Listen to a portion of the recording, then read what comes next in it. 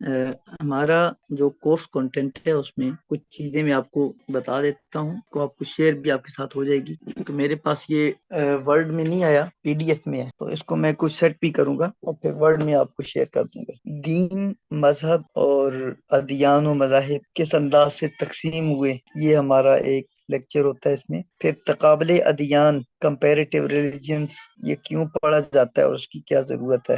پھر اس کے کوئی اصول ہیں، کن اصولوں کے تحت پڑھنا چاہیے۔ پھر آج کے زمانے میں اس ٹاپک کی کیا ضرورت ہے، اس کی امپورٹنس کیا ہے۔ پھر ہم ایک کتاب لیں گے جس میں مذاہب عالم پر گفتگو ہوگی، اور اس کتاب کا ہم منہج، تعارف اور تبصرہ کریں گے۔ ہمارا ایک جو ہوگا ویک اس میں گزرے گا۔ ایک جو ہمارا چوتھا ویک ہوگا اس میں آپ کی اسائنمنٹ اور پریزنٹیشن ہوتی ہے۔ اور پھر کسی مذہب کو جانچنے اور پرکھنے کے جو اصول ہیں اس میں ایک ہے تنقید کا منہج، کرٹیسائز کرنا۔ تو کرٹیسائز کرنے کا میتھڈولوجی کیا ہے، طریقہ کار کیا ہے اسلامی فکر میں۔ ابن حزم کو ہم سامنے رکھیں گے، انہوں نے بھی یہ کام کیا ہے۔ امام غزالی رحمہ اللہ کا اس میں کام ہے، امام غزالی نے تحافت الفلاسفہ لکھی اور اس پہ یہ کام کیا۔ السلام اچھا، علیکم۔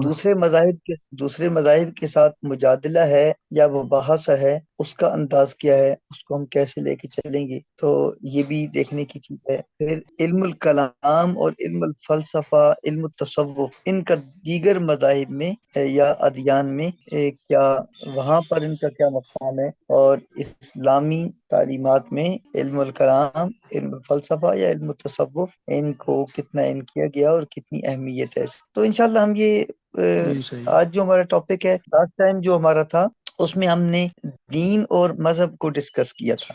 تو ابھی سر دستوں میں آپ کے ساتھ اپنا جو کورس کنٹینٹ ہے نا وہ شیئر کر رہا تھا کہ اس میں میرے پاس جو کورس کنٹینٹ پہنچے ہیں یہ ابھی ناتمام ہے، میں اس کو مکمل کر کے پھر آپ کو دوں گا۔ تو بار صورت ایک اس میں ٹاپک ہے ہمارا بین المذاہب ہم آہنگی یا بین المذاہب مکالمہ۔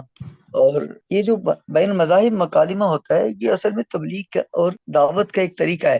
آپ کو قرآن کریم میں بھی ملتا ہے۔ حضرت کون تھے، نبی کریم صلی اللہ علیہ وسلم کے زمانے میں وہ جو وفد آیا تھا اور حضور نے ان نجران کو سے مسجد نجران کا آپ نے مسجد میں ٹھہرایا، اور ان کے ساتھ جو قرآن کریم نے ایک پورا ان کا مباہلہ کی صورت میں وہ دیا ہوا ہے، تو بین المذاہب مکالمے میں وہ بنیاد بنتا ہے۔ ایسے ہی احادیث میں بھی نبی کریم صلی اللہ علیہ وسلم کی فرامین ہے۔ ایک ہمارا ٹاپک ہوگا یہودیت، عیسائیت اور اسلام، ان تینوں کے مشترکات کیا ہیں اور مفترقات کیا ہیں، اختلافات کہاں کہاں پہ ہیں، اور کس انداز سے یہودیت، عیسائیت اور اسلام کو آج کے دور میں اس انداز سے پیش کیا جائے کہ نان مسلم اس کو سمجھیں اور ایکسیپٹ کریں، کیونکہ اسلام کے اندر جو تعلیمات ہیں یا صحیح جو یہودیت کی تعلیمات ہیں جو اوریجنل ہیں وہ آپس میں بہت ساری ملتی جلتی، خاص کر توحید ہے، رسالت ہے، آخرت ہے، ملائکہ ہیں، فرشتے ہیں، یہ ساری چیزوں پہ تو ہم مشترک ہے، تو اختلاف تو بعد میں ہوئے۔ تو یہ آپ کی یعنی اسٹڈی ہو سکتی ہے۔ یہودیت اور عیسائیت میں ہم پڑھ سکتے ہیں، مثلا جیسے ہم قرآن پڑھتے ہیں نا، قرآن کے ساتھ اگر ہم کمپیریزن کرنا چاہتے ہیں تو یہودی کیا پڑھتے ہیں، بائبل پڑھتے ہیں نا، تورات جی تورات ہی ہے۔ ہم ان کی تورات کو کیسے کہہ سکتے، ان کی تورات کتنی قسم کی ہے، یونان کی ایک تورات ہے، عبرانی بائبل اپنی ہے، اس کا بھی مطالعہ کیا جا سکتا ہے۔ پھر ایک آرتھوڈکس مسیحی بائبل ہے، کیتھولک مسیحی بائبل ہے، پروٹیسٹنٹ مسیحی بائبل، یہ عیسائیوں کی آ جاتی ہے۔ یہودی تورات کو جس کو مانتے ہیں نا، بائبل کا نام دیتے ہیں ہفتادی بائبل، جسے کتاب مقدس بھی آپ کہتے ہیں۔ اچھا، ان تمام چیزوں کو ہم کمپیریزن بھی کر سکتے ہیں۔ آرتھوڈکس، کیتھولک اور پروٹیسٹنٹ، یہ تین بڑے فرقے تھے، یہ یہودیوں میں بھی رہے اور یہ عیسائیوں میں بھی رہے۔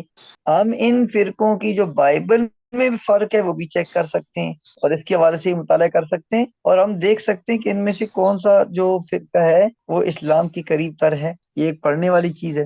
اب آپ کی ہاں کیا کیا چیزیں ہیں، اسلام کی جو کتابیں ہیں اس میں آپ کون کون سی چیز دیکھتے ہیں، بنیادی قرآن کریم، حدیث رسول صلی اللہ علیہ وسلم، سیرت، فقہ، تصوف، ہاں یہ ہمارا اسلامی ادب ہے، اور بھی چیزیں آئیں گی اس میں۔ ایسے ہی آپ نے یہ دیکھنا ہے کہ یہود کے ہاں یا عیسائیوں کے ہاں ان کا مذہبی ادب کون سا ہے، مذہبی ادب کا مطالعہ کیسے کیا جا سکتا ہے. مثلا ہم نبی کریم صلی اللہ علیہ وسلم کی سیرت پڑھتے ہیں تو کیا حضرت موسیٰ پر بھی سیرت لکھی گئی ہے، حضرت عیسیٰ علیہ الصلوۃ والسلام کی بھی سیرت کا مطالعہ کیا جاتا ہے. جو ان کی فقہ ہے، آپ میں سے کوئی بتا سکتا ہے کہ ان کی فقہ کو کیا کہتے ہیں؟ ہاں، جو ان کی کتابوں کی تشریحات ہیں، تفاسیر ہیں، ان کو کیا کہتے ہیں؟ ہاں بالکل اس طرح یہ ہوتا ہے. یہ جو آپ کے تلمود کی ہے نا ان کی کتابیں، یہ قوانین کے مجموعے ہوتے ہیں، ان کے اصول کی کتابیں ہوتی ہیں. آپ کو بے شمار ان کے ہاں تلمود مشہور ہے. اب تلمود تو تورات کا حصہ بن گئی ہے، ٹھیک ہے، لیکن یہ تلمود کیا چیز ہے یہ ہم نے پڑھنا ہے. ایسے ہی جو ان کی مذہبی کتاب ہے بائبل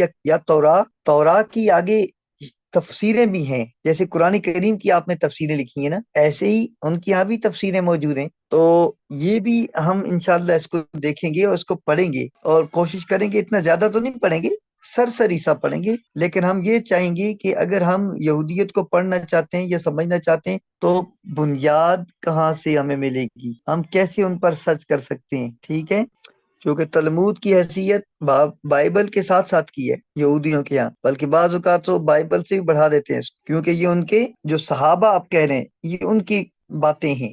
ہم اسے کیا کہتے ہوتے ہیں، اقوال زرعی کہتے ہیں نا، تو یہ اقوال زرعی پہ مشتمل ہے. پھر ہم نے یہ دیکھنا ہے کہ تورات میں کیا چیز ہے، مثلا قرآن جی کریم سر کے جی اندر کیا چیز ہے، قرآن میں کیا ہے، قرآن میں 114 صورتیں ہیں.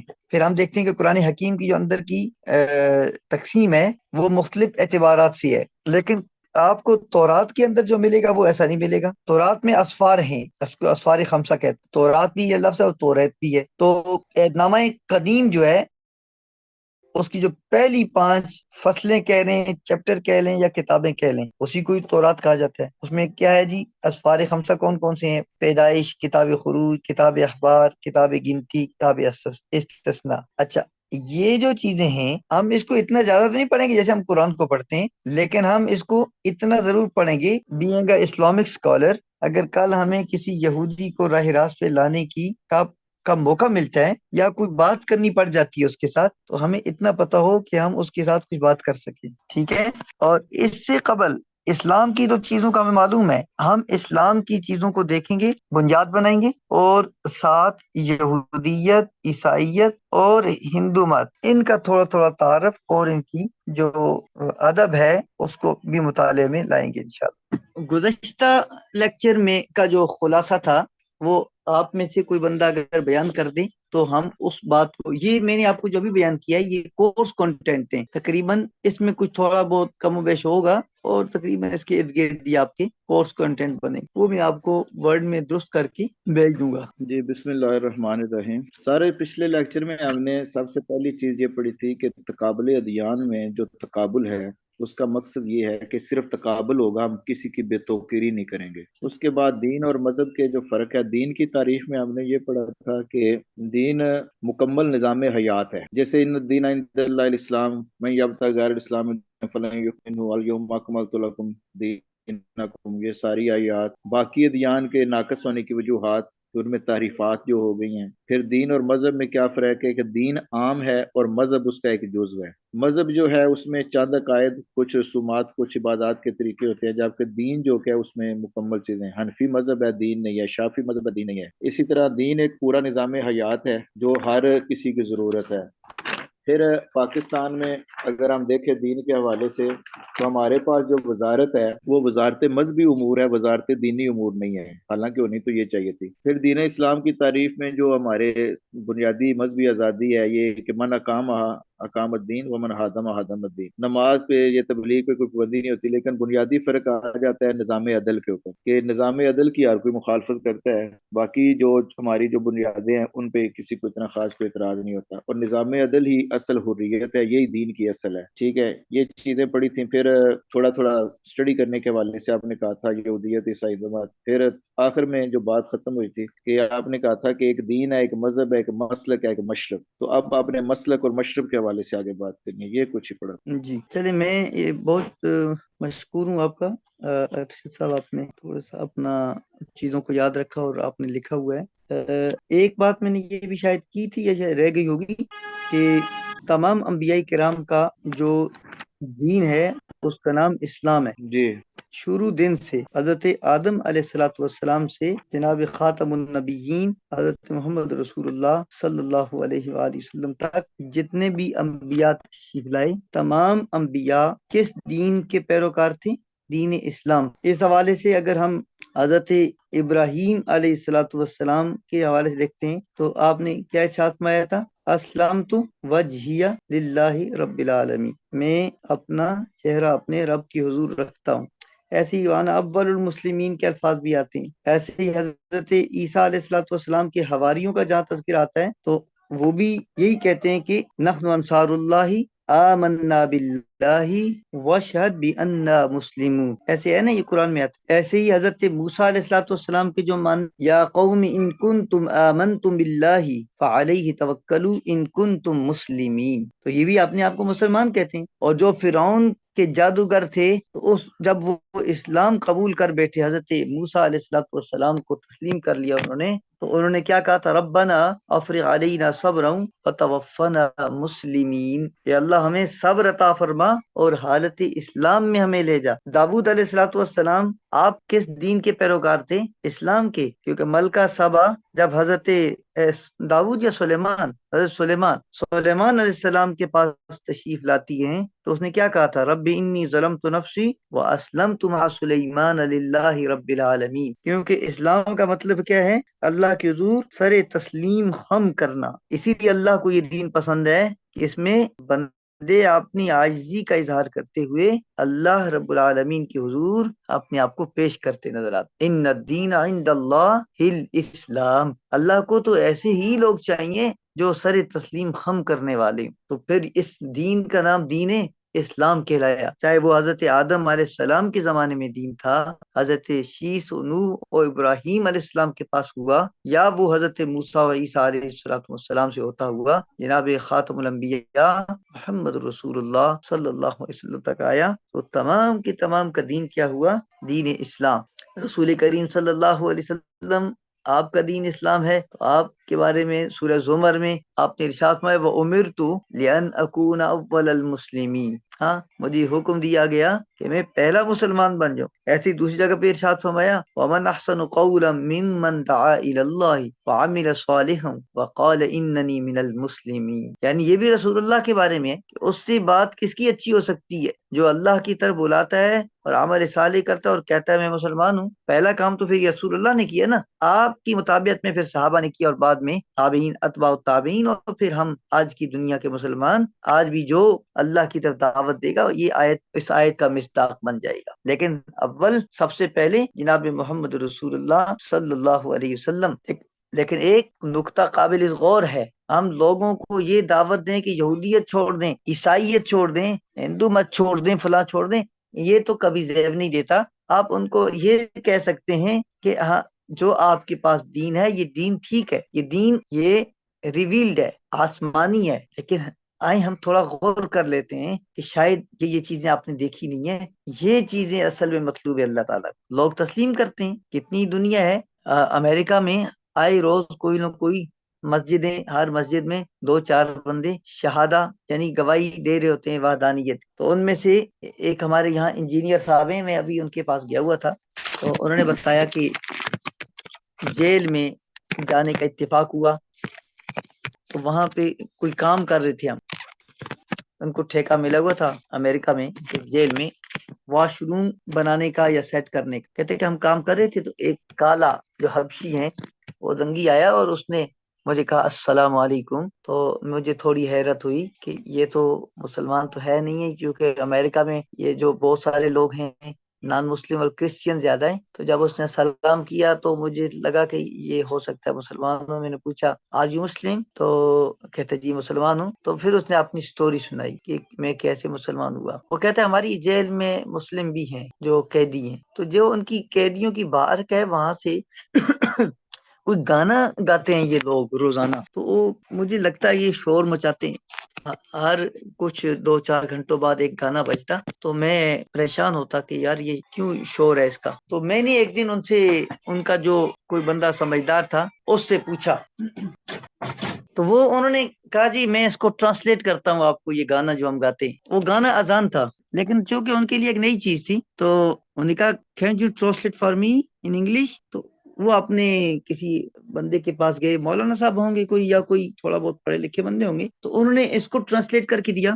اللہ اکبر اللہ اکبر اللہ اکبر اللہ اکبر اشہد ان لا الہ الا اللہ اشہد ان لا الہ الا اللہ اشہد ان محمد رسول اللہ. کہتا ہے یہ تو میں نے بھی کہیں نہ کہیں پڑھا ہوا ہے، ہماری بائبل میں بھی اللہ اللہ آتا ہے. ہاں، اور یہ آپ جو ساری باتیں کر رہے ہیں تو اس میں مجھے لگتا ہے کہ کوئی ریلیونسی موجود ہے ہمارے ہاں. آپ پھر اپنی بتائیں آپ لوگ ہیں کون، کیا کرتے ہیں، کس انداز سے چلتے ہیں. تو کسی نے کہا مجھے کتاب لا دی قرآن کریم. کہتا ہے میں نے پڑھنا شروع کیا، انگلش کے ٹرانسلیشن تھی، تو مجھے لگا کہ مجھے زندگی میں پہلی مرتبہ کوئی ایسی چیز اچھی ملی ہے پڑھنے کو جو دل پہ اثر کرتی ہے. میں نے بائبل بھی پڑھی ہوئی تھی، لیکن بائبل کا مسئلہ یہ تھا کہ اس میں بعض جگہ اعلان ایسے کرتے ہیں، شروعات ایسے ہوتی ہیں او یو سینر، لیکن یہاں پہ ایسے نہیں ہو رہا. یہاں پہ یا ایھا الذین آمنو، او پیروکارو، او ماننے والوں، او تسلیم کرنے والوں، یا ایھا الذین آمنو سے شروع ہوتا ہے، یا اس طرح کے خطابات ہیں دو چار، ان چیزوں سے اور متاثر ہوا. پھر میں نے یہ پورا قرآن پڑھا اور پھر میں اسلام کے دائرے میں آ گیا. تو کہنے کا مقصد یہ ہے کہ رسول، ہم اگر کسی سے ملاقات کرتے ہیں، ہمیں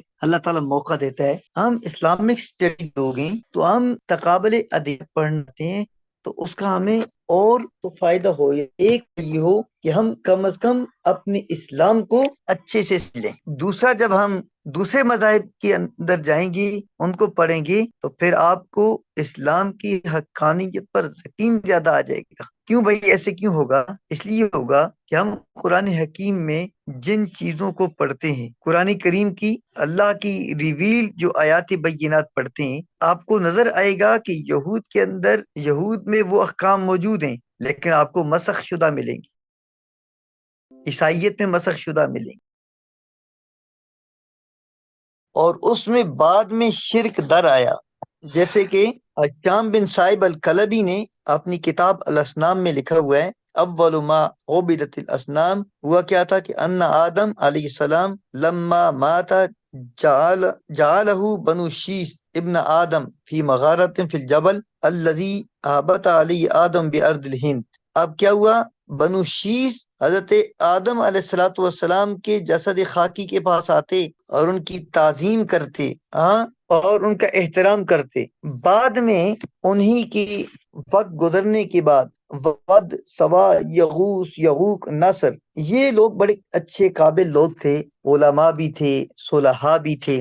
جب یہ فوت ہو گئے تو کچھ لوگوں نے ایک عرصے تک تو ان کو بزرگ تسلیم کرتے، ایسے ہی جیسے تعظیم کرتے تھے، لیکن ایز اے ٹائم پاس ان لوگوں کی صورتیں بنا کر ایک جوہلا نے ایک طریقہ شروع کر دیا.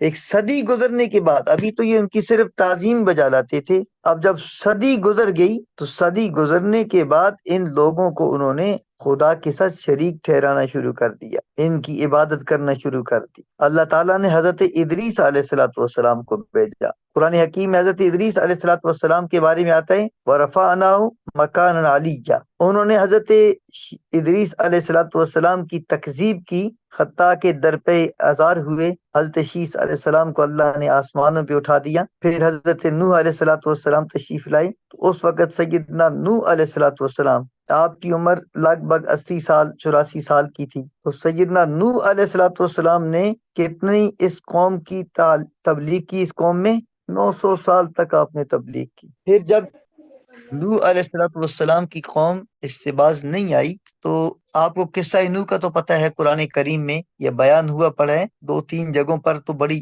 وسعت کے ساتھ تفصیل کے ساتھ یہ قصہ آیا ہوا ہے. پھر طوفان نوح آتا ہے، حضرت نوح کو اللہ نے کشتی بنانے کا حکم دیا، ماننے والوں کو کشتی میں سوار کر دیا گیا، اور جو اغرقنا بعد الباقین کے الفاظ آتے ہیں، جو باقی تھی ہم نے ان کو غرق کر دیا. تو یہ ابھی شروحات. پھر یہ وثنیت اور بت پرستی ابھی عربوں میں نہیں تھی، بعد میں یہ عرب تک بھی پہنچائی، کیونکہ عربوں کے یہاں دین ابراہیم اور دین اسماعیل چل رہا تھا، ابراہیم علیہ الصلوۃ والسلام، اور حضرت سیدنا اسماعیل علیہ الصلوۃ والسلام کے بعد کوئی پیغمبر اس ایریے میں تشریف نہیں لائے تھے. اور جو تشریف لائے تھے وہ مدین میں تشریف لائے یا مصر میں تشریف لائے.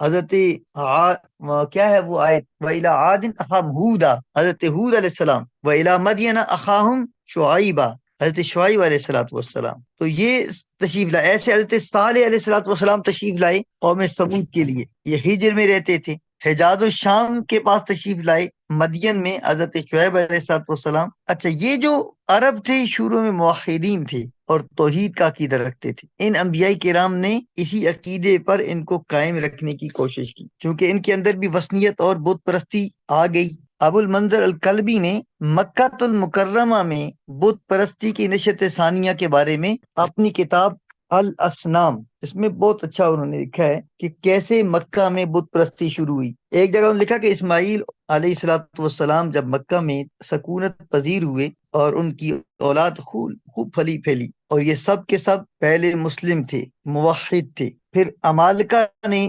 مکہ پر جب قبضہ کر لیا اور ان لوگوں کو وہاں سے نکلنے پر مجبور کر دیا، امالکہ اپنے ساتھ بت لے آئے اور یہاں پر انہوں نے مکہ میں بت پرستی کی ابتدا کی. چونکہ مکہ کی حرمت تھی، مکہ کی تعظیم کی جاتی تھی، تو انہوں نے ساتھ ہی بت رکھنے شروع کر دیے. یہ مکہ کی بھی تعظیم کرتے اور ساتھ ساتھ جو اپنے بت تھے ان کی بھی بندگی اور عبادت کرتے تھے. اب جو اصل دین تھا اللہ تعالیٰ کا، دین ابراہیم، اس دین کو بدلنے والا جو بندہ پہلا جو نام عربوں کی تاریخ میں نظر آتا ہے، عمر ابن ربیہ، جس نے بنو جرہم کو قتل کر دیا، جو بچ گئے ان کو حرم مکہ سے نکال دیا اور خود یہ متولی بن گیا مکہ کا، بیت اللہ کا. اچھا، یہ اتنی تفصیل میں جانے کی ضرورت نہیں ہے، بتانا یہ چاہتا ہوں کہ دین اصل میں اسلام ہی تھا.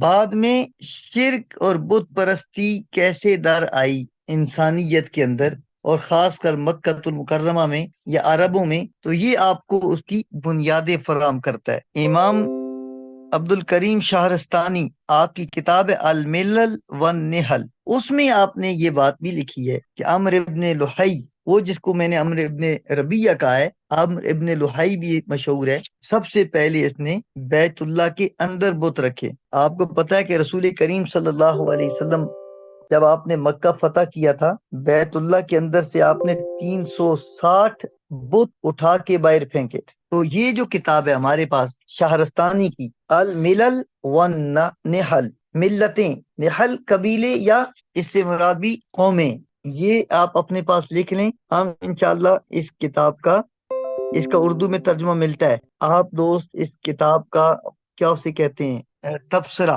اس کا تبصرہ کرنا ہے. آپ نے یہ دیکھنا ہے کہ اس کتاب میں کیا لکھا ہوا ہے.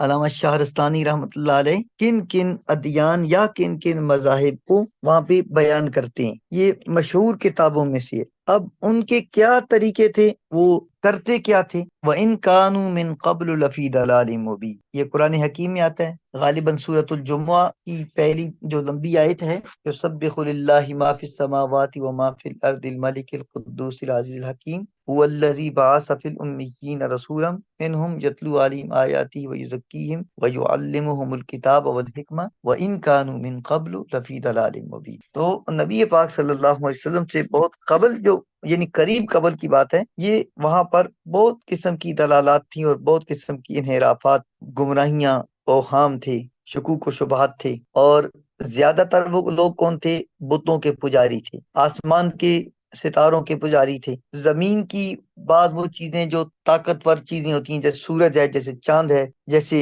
بعض لوگوں کے پوجا کی جاتی تھی. مصر میں فرعون خدا کہتا تھا اپنے آپ کو، انا ربکم الاعلی، اور لوگ اس کو سجدہ کرتے تھے. ایسی جنات و ملائک کو بعض لوگوں نے خدا بنایا ہوا تھا. اور کچھ ایسے تھے جو دہری تھے، وہ کہتے تھے کہ ما یہلکنا الا الدہر، بھئی کوئی خدا نہیں ہے، یہ زمانہ ہے، زمانہ آتا ہے، جب نیا نیا ہوتا ہے تو چیزیں ٹھیک چلتی ہیں، جب زمانہ گزر جاتا ہے تو چیزیں ختم ہونا شروع ہو جاتی ہیں. ایسے ایک اور لا دین تھے، ان کا کوئی دین نہیں تھا. بعض لوگ ایک سے زائد خداؤں کی عبادت کرتے تھے، جیسے قرآن کہتے ہیں ام اتخذوا من دونہ آلہہ، الہ کی جمع آلیہ ہے، اللہ کو چھوڑ کر بہت سارے خداؤں کو مانتے. اور بعض ایسے تھے جو دو خداؤں کو مانتے تھے. تو اللہ تعالیٰ نے کیا ارشاد فرمایا، لا تتخذوا الہین اثنین انما هو الہ واحد، دو خداؤں کو مت مانو، ایک خدا وحدہ لا شریک کی حضور سر و سجود ہو جاؤ. بعض لوگ ایسے تھے اللہ کا تو اقرار کرتے تھے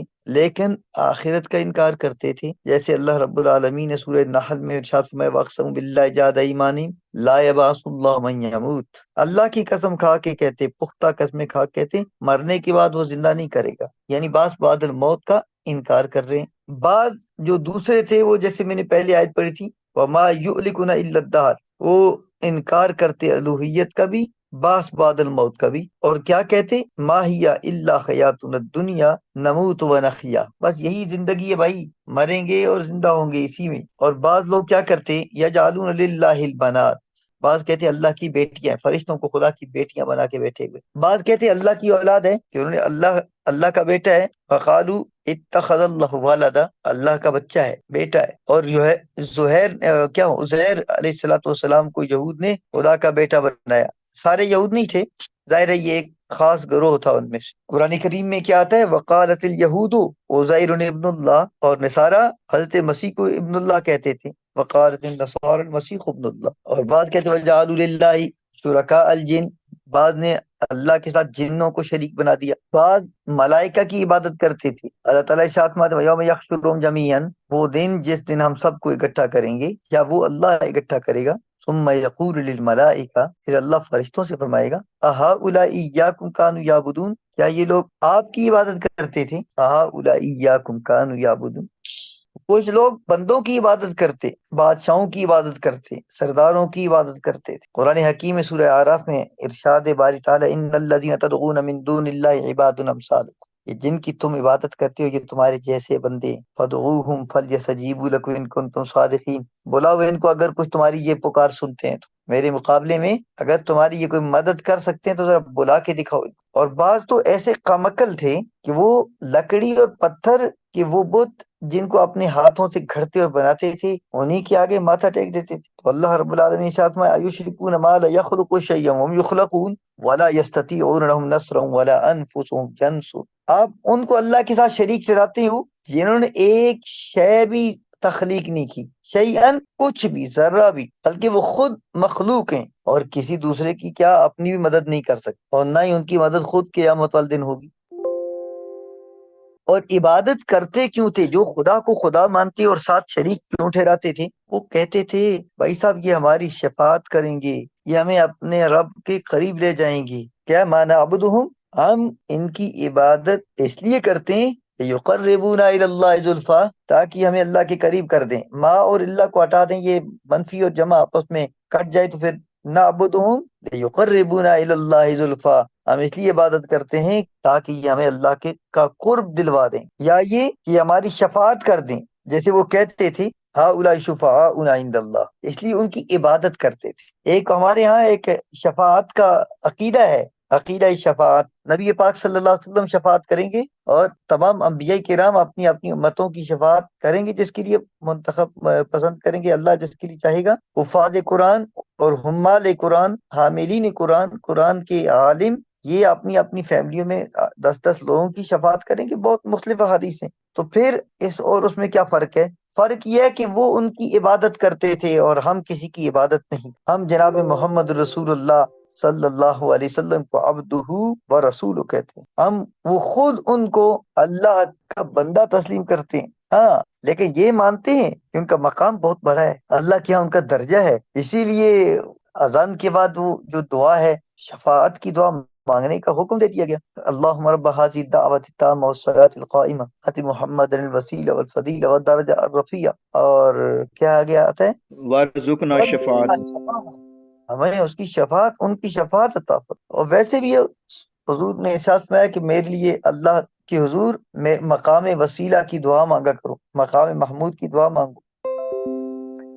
تو ہم نبی کریم صلی اللہ علیہ وسلم ہوں یا دیگر انبیاء ہوں یا رسول اللہ صلی اللہ علیہ وآلہ وسلم کے متابعین میں سے کچھ نیک لوگ ہوں جن کو ہم متقی یا اللہ کا ولی کہتے ہیں، تو کوئی بھی ان کی نہ بندگی کرتا ہے نہ ان کے سامنے سر تسلیم خم جھکاتا ہے۔ بعض جگہوں پہ جائیں تو یوں لگ رہا ہوتا ہے کہ لوگ سجدہ کیے جا رہے ہیں اور روکنے والا ہی کوئی نہیں ہوتا۔ وہ جو ہمارے ہاں کچھ بزرگ گدی نشین ہو جاتے ہیں، ان کی اپنی مصروفیات ایسی بڑھ جاتی ہیں کہ ان کو ان چیزوں کی پرواہ نہیں ہوتی، اور عامت الناس جاتے تو شاید وہ درباروں پہ تعظیم بجا لینے شاید کرتے ہوں گے یا فاتحہ پڑھنے جاتے ہوں گے، لیکن انداز جو ہے اس کی درستگی کی بہر صورت ضرورت ہوتی ہے۔ اگر اسی چیز کو ہم ڈیبیٹ کے لیے بنا دیں تو شاید یہ کئی مسلکی جنگ بن جائے گی، لیکن اس کو ہم اصلاح کرنا چاہیں تو اصلاح البتہ پازیٹیو انداز سے ہو سکتی ہے۔ ہاں، نیگیٹو انداز سے جائیں، کفر اور شرک اور بدعت اور حلال اور حرام جب فتویٰ شروع کر دیں گے پھر ہم اصلاح نہیں کر سکتے۔ اصل مسئلہ کیا ہے جس کی آپ اصلاح کرنا چاہتے ہیں،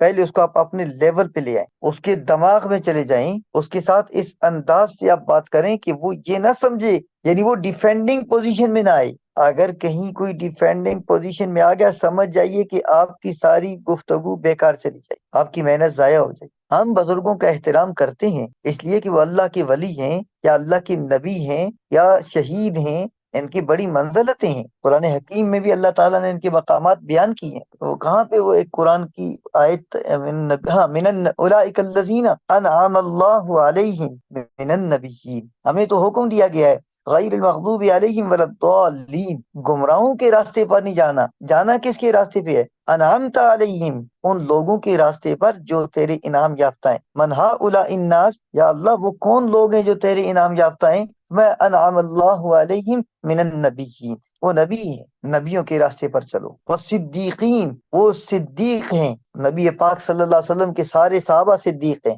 ہمیں ایک نظر آتے ہیں جناب سیدنا ابو بکر صدیق، آپ صدیق اکبر ہیں، وگرنہ تو سب صحابہ صدیق ہیں رسول اللہ صلی اللہ علیہ وسلم کے۔ ہاں درجے ہیں، درجہ بدرجہ صحابہ کے بھی مقامات ہیں، جیسے رسولوں میں درجے ہیں، تلک الرسل فضلنا بعضهم علی بعض، ایسی اصحاب رسول میں بھی درجات ہیں۔ سب سے اوپر کے درجے میں جناب سیدنا ابو بکر صدیق آتے ہیں، اور یہ خلافت راشدہ کی ترتیب، یہی ترتیب ان کے درجات میں بھی موجود ہے۔ تو کہیں ہم اپنی اس ٹاپک سے باہر نہ نکل جائیں۔ یہاں میں فرق یہ بتانا چاہتا تھا کہ مشرک بھی کہتے تھے ما نعبدهم الا لیقربونا الی اللہ زلفیٰ، ہم ان کی عبادت اس لیے کرتے ہیں کہ وہ ہمیں اللہ کا قرب دلاتے ہیں۔ تو یہ جو انبیاء کرام کی ساتھ ہمارا تعلق ہے، حضور بھی ہماری شفاعت کریں گے، اور جو نیک لوگ ہیں ان کے ساتھ بیٹھے تو بھی ہمیں اللہ کی یاد آ جاتی ہے، اور اچھی صحبت صالح تھوڑا صالح کند، صحبت طالع تھوڑا طالع کند، بری صحبت آپ کو برا کر دیتی ہے۔ تو ہم تو ان کے اچھے لوگوں کے پاس اس لیے بیٹھتے ہیں کہ ہماری صبح شام صاف ہو جائیں، ہماری تطہیر قلب ہو جائے، تزکیہ باطن اور تصفیہ باطن ہو جائے، کیونکہ یہ نیک لوگ ہیں، یہ عبادت گزار ہیں، یہ سب زندہ دار ہیں، یہ قرآن کے عالم ہیں، یہ حدیث رسول صلی اللہ علیہ وسلم کے رمز آشنا ہیں۔ تو ہم چاہتے ہیں کہ ہم ان کے ساتھ کچھ صبح کچھ شامیں کچھ اوقات گزاریں۔ ہاں پھر ہم ان کو عزت بھی دیتے ہیں، ہم احترام بھی کیوں نہ دیں بھائی، ہم تو اپنے پروفیسر اور ڈاکٹر کو بھی عزت دیتے ہیں۔ ہاں ہم تو کسی بھی فیلڈ میں جو ایکسپرٹس ہوتے ہیں ہم ان کو احترام دیتے ہیں، تو ان کو بھی دیتے ہیں، لیکن فرق کیا ہے؟ ہم ان کی عبادت نہیں کرتے، یہی تو فرق ہے۔ وہ ان کی عبادت کرتے تھے، اور لفظ ما نعبدہم الا، ہم ان کی عبادت کرتے ہیں، لفظی معنی تو ہوگا ہم نہیں کرتے، الا لیعبدونا، الا لیقربونا، اس لیے کہ وہ اللہ کے قریب کر دیں۔ تو پیغمبر کی کوئی عبادت نہیں کرے گا، صدیقوں کی عبادت کوئی نہیں کرے گا، شہیدوں کی کوئی عبادت نہیں کرتا۔ ہاں احترام ہے، تعظیم بجا لانی چاہیے۔ رسول کریم صلی اللہ علیہ وسلم دیکھیں، تمام اصحاب رسول کی قبور جنت البقیع میں بنتی ہیں یا مختلف جگہوں پہ، نبی پاک صلی اللہ علیہ وسلم کی قبر مبارک حجرہ انور کے اندر بنتی ہے، تو کس وجہ سے ایسے ہوا؟ اور پھر صحابہ کے زمانے میں حجرے میں چھت کے اندر رہی، یہ احترام تھا نا۔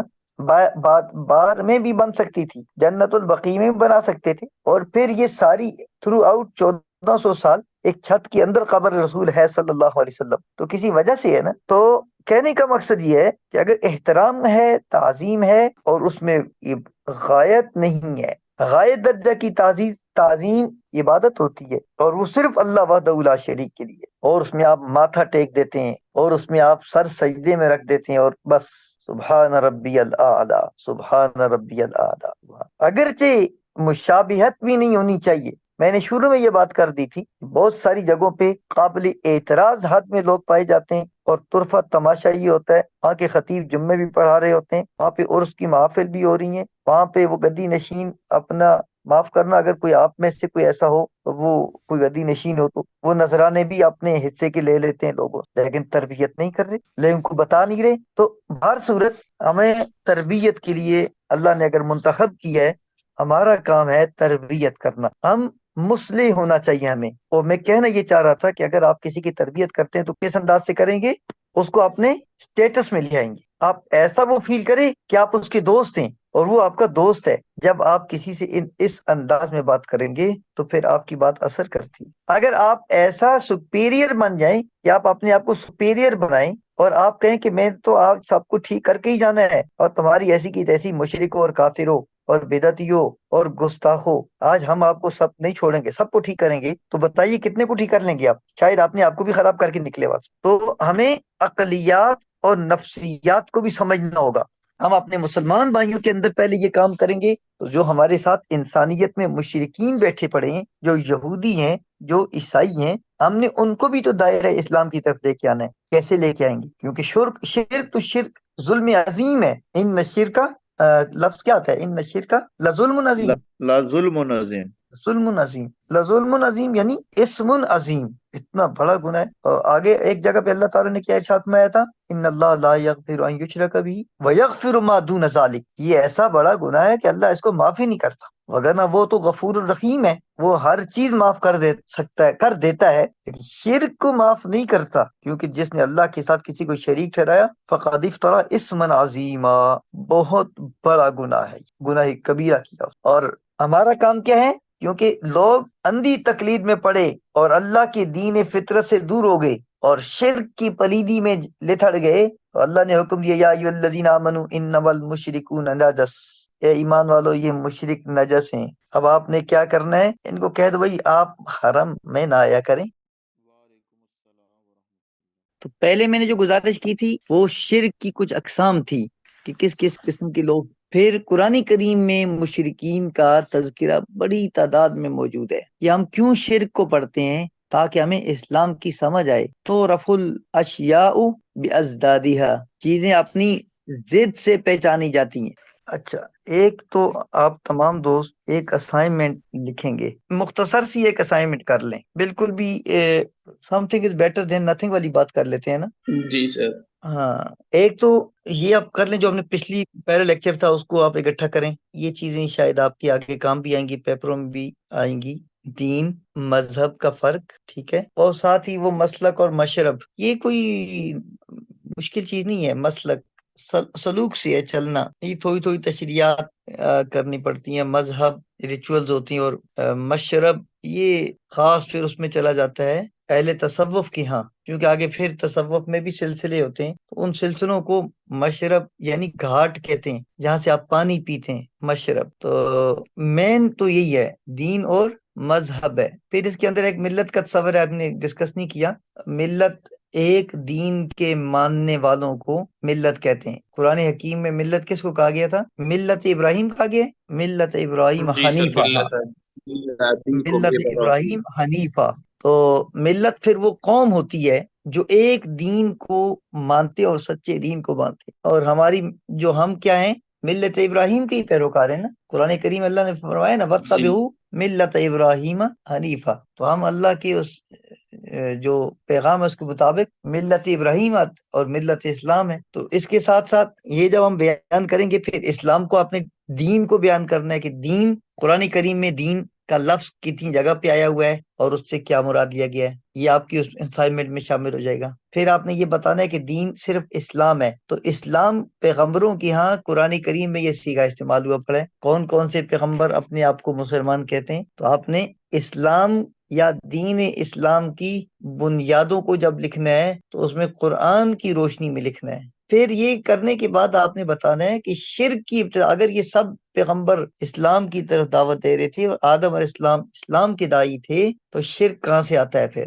شرک کی بنیادیں کب رکھی جاتی ہیں؟ پھر توحید کی نشت ثانیہ ہر دور میں ہوتی رہی ہے، خدا کے پیغمبر تشریف لاتے رہے، اور عربوں میں خاص کر اس خطہ میں رسول کریم صلی اللہ علیہ وسلم تشریف لائے ہیں۔ یہاں پہ پہلے کوئی پیغمبر نہیں آئے اسماعیل علیہ السلام کے علاوہ، یہاں یا ابراہیم علیہ السلام تشریف لائے تھے یا اسماعیل علیہ السلام، لیکن ارد گرد کے عربوں میں باقی تمام انبیاء کرام تشریف لاتے رہے، جیسے میں نے آپ کا کہا تھا ویلا عاد نخام ہودا، جیسے وہ آیات ویلا مدین نخام شعیبہ، اور ایسے ہی حضرت نوح علیہ السلام تشریف لائے، صالح علیہ السلام تشریف لائے، مختلف انبیاء تشریف لائے، وہ تمام توحید کا درس دے رہے تھے اور بت پرستی اور شرک سے منع کرتے تھے۔ تو شرک کہاں سے آیا، بت پرستی کہاں سے، یہ بھی آپ کو اس میں اسائنمنٹ میں شامل ہوگا۔ بس اس کو میرا خیال اتنا کریں، وہ کتاب کا تبصرہ فی الحال چھوڑ دیں۔ چلیں آج کے لیے اتنا ہی کافی ہے۔ اللہ حافظ، السلام علیکم ورحمۃ اللہ وبرکاتہ۔